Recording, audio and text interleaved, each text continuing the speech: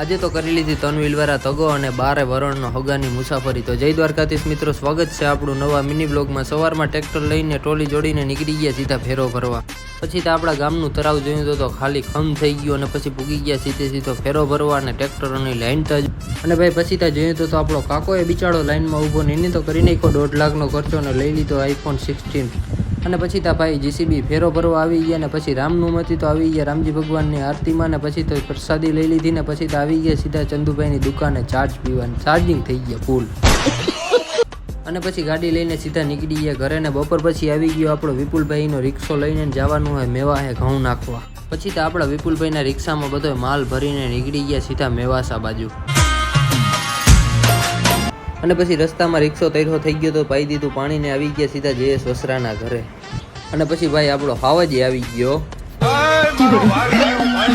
અને પછી ઘઉં અને માંડવીના બાજકા ઉતારી દીધા ને નીકળી ગયા પાછા ઘરે। અને હવે મળીએ બીજા નવા મિની વ્લોગમાં, ત્યાં સુધી બધાને જય શ્રી રામ।